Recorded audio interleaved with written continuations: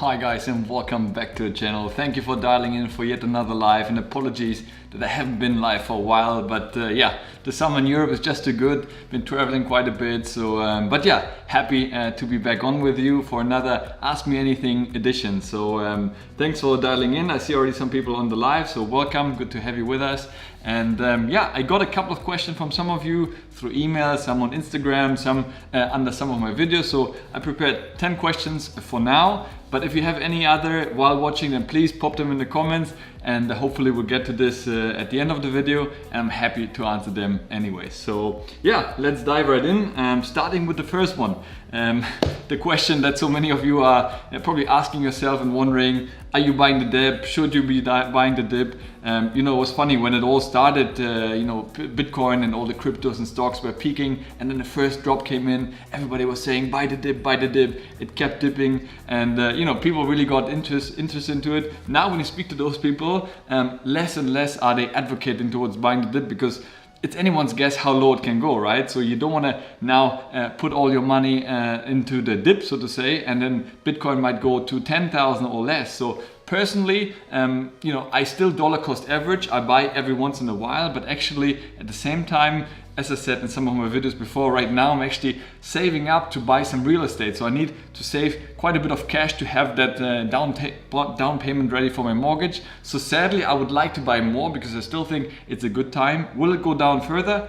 Quite likely, but personally I think it is a good time to, you know, get a lower price point on some of the assets I used to buy. Like I used to buy Bitcoin at 50,000 euros, and now I can get it at 18,000 euros. So it's a good time to buy, but nonetheless, you know, it really depends what is your business and life situation at the moment. So in my case right now, I do have other priorities. I still going to continue to invest a little bit, but majority of my savings is going towards my mortgage.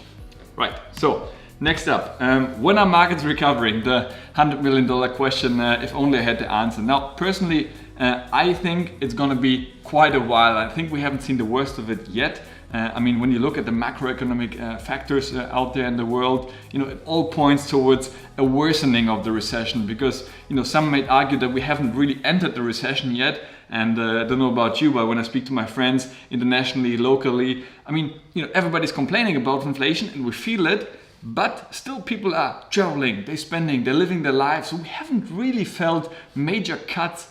There are certain layoffs in certain industries, but globally there isn't mass layoffs starting like we've seen in 2008, 2009. So personally speaking, I mean, it's been now, as I said, from 2008, 2009, you know, almost 14 years since the last major recession. And I think we're due for another one. And, you know, come autumn, winter, I frankly think it's going to get pretty worse before it's going to get better, hopefully end of next year. But I think we have to prepare to ourselves for really rough times ahead. And that's why I'm not, even if I had money to invest, I would still dollar cost average, because yes, while the prices are low, I personally think they might go even lower in the future. And then you might regret why you went in now rather than a little bit later.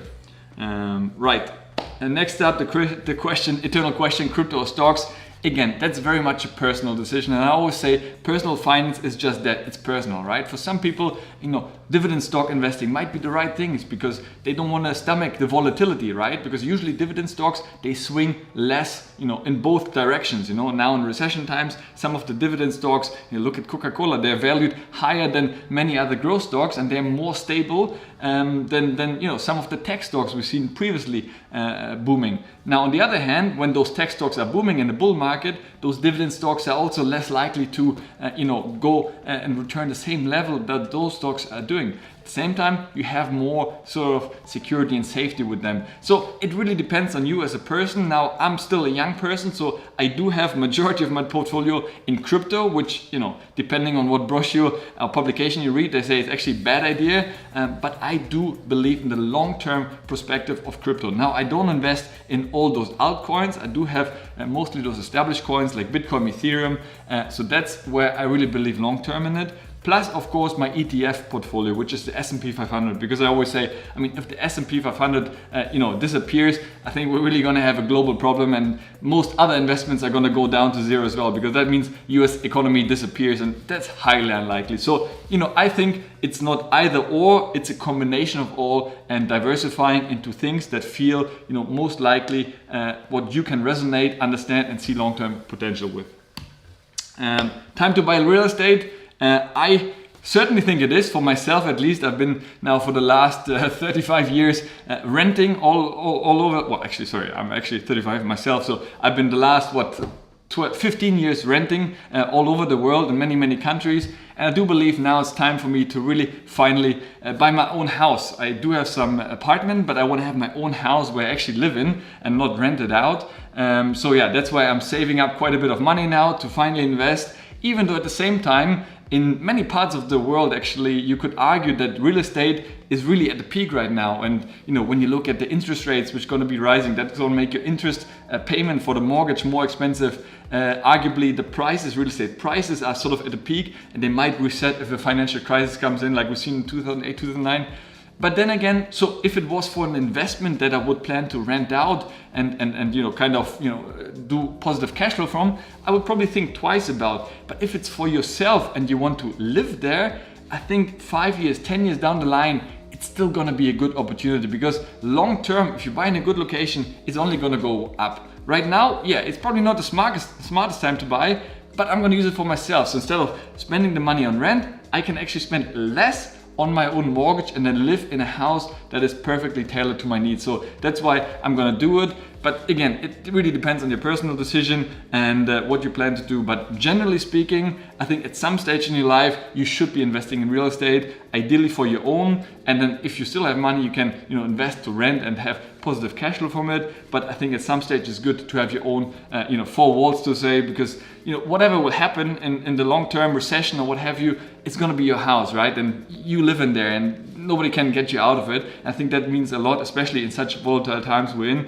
So that's why my next goal is to finally save up enough to get the mortgage and then start buying it, and then move in, and then also have a new studio where I can come from, because right now every time I have to set up the camera and all these things. So hopefully I have my own little YouTube studio, and then I can do more and often YouTube content for you guys.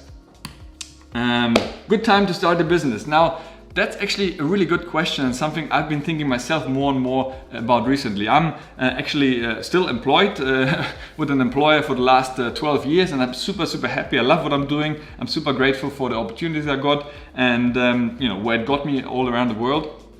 But I think long term, I don't want to retire and still have worked for only somebody rather than myself, because I think if I put all the energy and passion that I have for what I'm doing into my own sort of baby and then grow it over time, I think it's going to be so fulfilling, right? Even in the beginning, it might pay less, right? And I'm quite prepared for that, and that's the hard part. I think the longer you sort of grow your career as an employee, you get certain comforts, you get certain benefits and perks.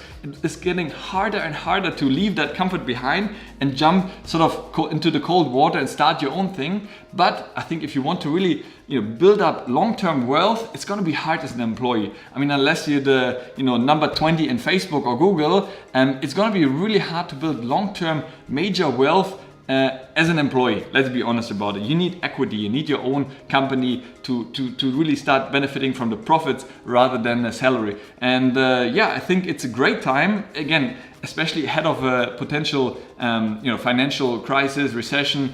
Companies will scale back, a lot of people will be made redundant, and that's usually the time when there are great opportunities out there, because business will pick up eventually. There will be another bull market, and if you use that time now to prepare yourself for that, and use the time when everybody is getting fired and laid off and companies cutting costs to set up your whatever it may be, online business, or so many things out there. And I would definitely make more videos about this in the future, because I'm getting more and more passionate about building your own business. And as I said, that's the same thing I'm planning to do. So I think it's a great time now to really start small, get a feel for it, so that the time when it comes, hopefully none of you will get laid off, but we've seen this in the past happening, and I'm preparing myself also. Who knows, right? I'm an industry that might be affected by another shutdown of the economy or recession. So if that happens, I have a plan B ready. Not when it happens, I lay it off and then I'm thinking, wow, Kai, what should I do next? So I think it's very important to plan ahead and sort of follow your passion and see what can be out there. At least start thinking about it, start reading books on the subject and see what is possible, and then work towards that slowly over time. So yes, I think it's a perfect time to get started, and as I said, in the future I'll do more and more videos about that. Can you be my mentor? Funnily enough, I never thought anyone would ask me that question here on YouTube, especially since I consider myself still such a small channel. But I heard a couple of you guys asking me for this, and I got a few emails. So never thought I would do that, but actually, as it seems quite a few have been asking for this, I will actually have some kind of calls very soon. So I will put a link under my videos where you can book a one-on-one with me, and it will be like a 1-hour call, and I can guide you through any challenges or questions you might have, or just general life advice, financial advice, what have you, career advice, business advice. I think I'm sort of well-rounded, and hopefully if I resonate with you and you think it might be useful, then you're free to book that session with me if you're interested. And just gonna give you that opportunity, and then hopefully that will be useful for you down the line. So it's something new I haven't done before, but it seems a lot of you have been asking for this, so I thought I might add this to the mix as well. How else can I support you? Well, the best support is watching these videos, liking them, subscribing them. That really helps out a lot. I was always thinking about adding a membership. They have in YouTube, they added this membership, but I'm still not sure. I'm always between the fence. It's something where you can pay a few euros a month to support the channel. So I'm not sure. I think the best way is just keep on watching the videos, liking them. That really means the world. Commenting, that helps the YouTube algorithm to so more people can find it. So those of you who do, and there's quite a few of you who regularly comment, that really means the world to me. I see the same names popping up. I see already in the chat some of you. So really, I really truly appreciate that. Because I know there's so many videos and content out there, so the fact that you choose to watch mine and engage with it, really appreciate that. Thanks very much. Right, next one is Nexo, the next Celsius. Now, obviously, after what happened with Celsius and then Volt also recently, another Singaporean crypto exchange with high staking rewards previously, a lot of people have been worrying a lot and said, what's happening next? Is Nexo also going to stop withdrawals for your own coins, so to say? And I've done a video on this recently, but of course nobody has the answer. It may happen, it may not happen. The fact that I personally use this still Nexo very much probably shows you that I'm confident in them, but at the same time you have to make your own decision, because yes, it has a certain risk factor to it, because if the price of crypto keeps on dropping, and I think for me, I don't know, somehow that's just a number I'm made of, but if it drops below 10,000 USD, Bitcoin for example, I think all of the big exchanges gonna have a problem, because they lending out hard money, fiat money against it, and the collateral that they used against it is getting less and less valuable. So at some stage something's gonna give, and a lot of them gonna run into real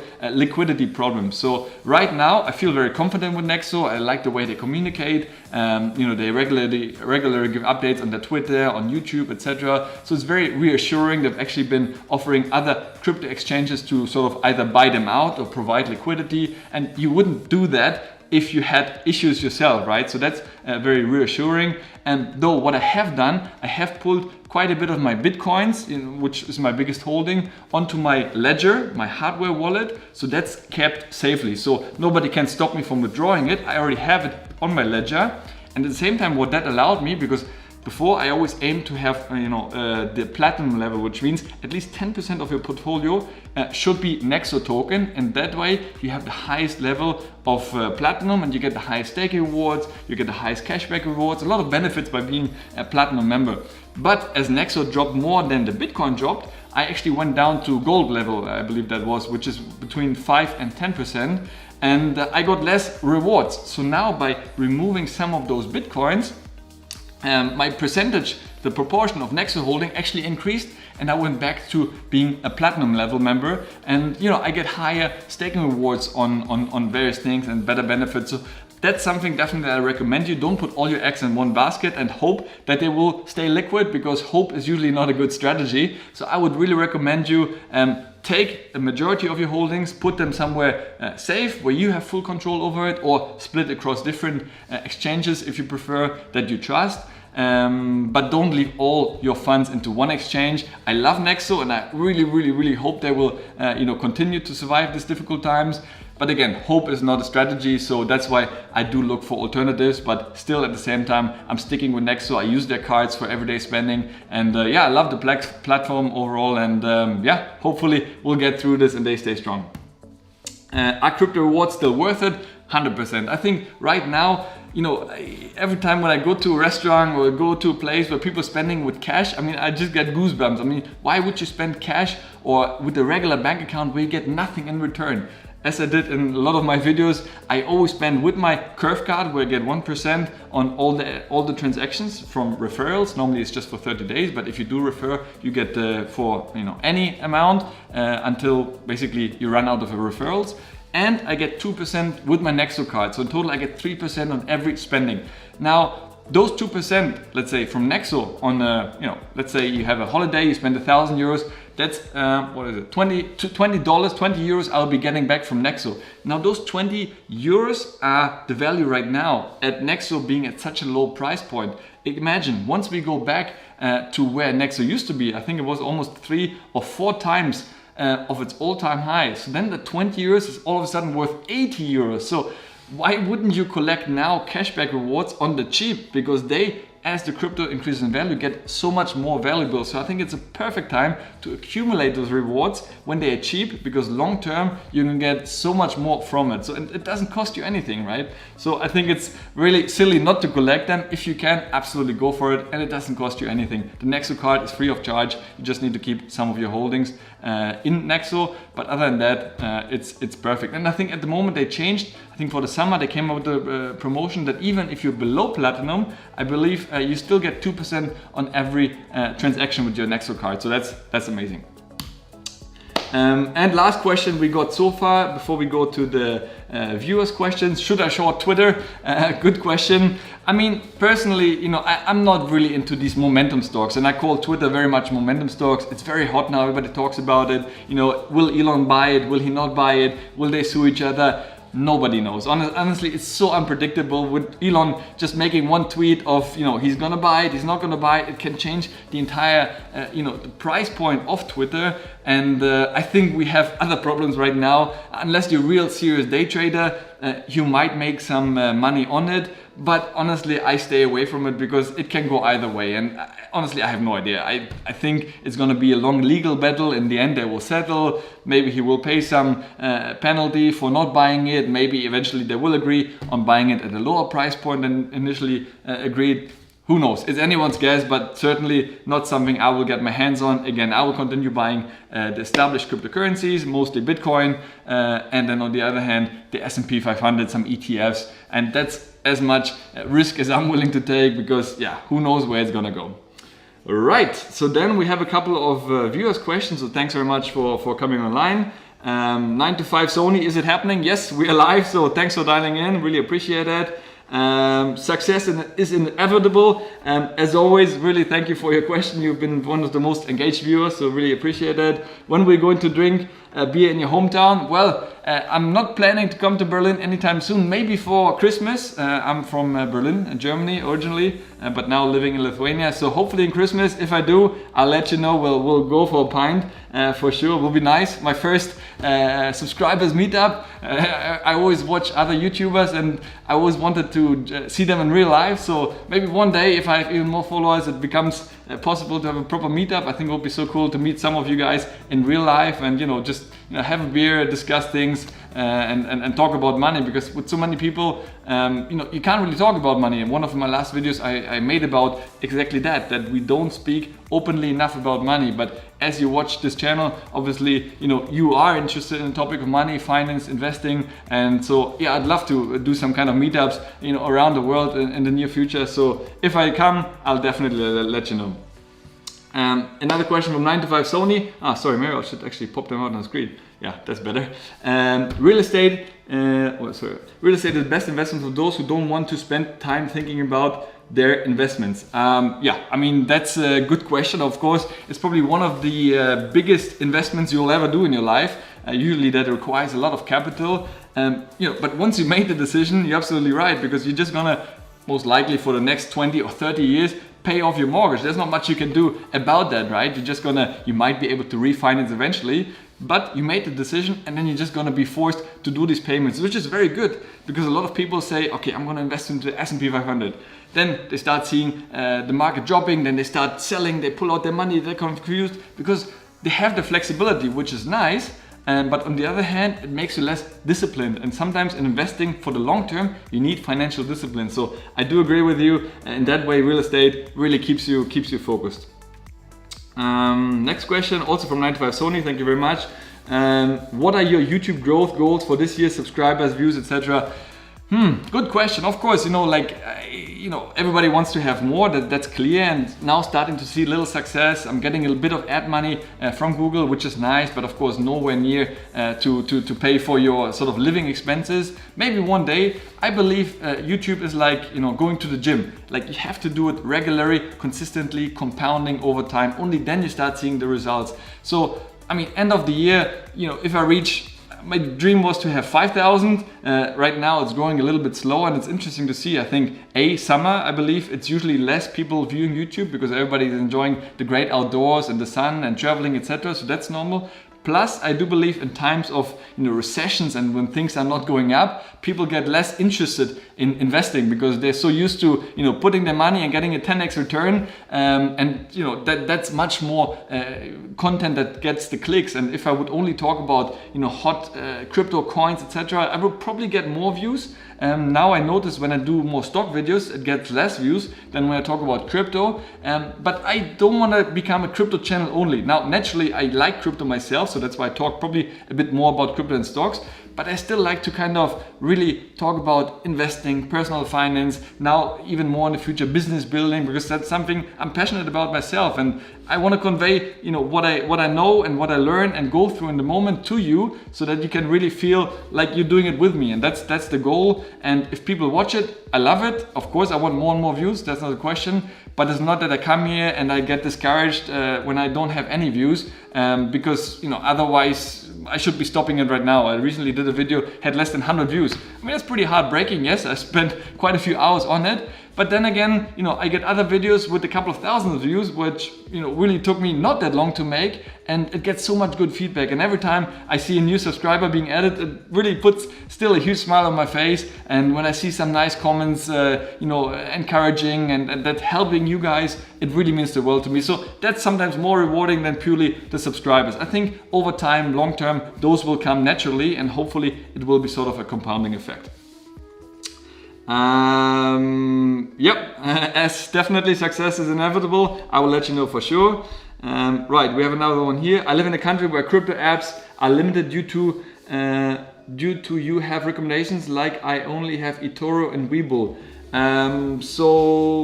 Not sure which country you're living in, but definitely I believe there must be other options out there. Have a look at FTX, have a look at Crypto.com, Nexo. I think they cover pretty big range of countries these days. So I don't know where exactly you live in the world, but I do believe there should be other options out there because Webull and eToro is not really apps I would recommend for buying crypto, because a lot of them, I don't know them exactly, but they used to not allow you to withdraw your cryptocurrencies, and that's pretty bad because if you can't withdraw or transfer to another exchange, that's very much limiting, and you want to be in a position not to have to sell your crypto to then rebuy them at another exchange. So yeah, definitely check it out. I think, if you want to write me a message to tell me which country you live in, you can have a look, but generally that should be a possibility. And yes, thanks again, 9 to 5 Sony. Absolutely. If you talk about stockbrokers, then definitely go with Interactive Brokers. They by far they cover every country pretty much in the world. Maybe not North Korea, but North Macedonia even. I had one of the viewers asking me about that, and they cover that country as well. So really, with Interactive Brokers, you have a good chance of being available in your country. So thanks for that there. Good, guys, so I don't see any more questions there. So really, I think we're coming up on the half hour. So guys, thank you so much for dialing in, for watching the video, for putting your questions, for always engaging. It really means the world to me, every single one of you. That's the reason why I'm here, why I do these videos. And just keep on investing, stay positive despite the difficult times ahead, or even we're in. But you know, after the rain comes the sunshine. So good times will come again, and we're just gonna get through it. And the real investor, you know, we have to get through all the cycles of the investing journey. Guys, with this, I thank you so much for watching. As always, stay healthy, get wealthy, and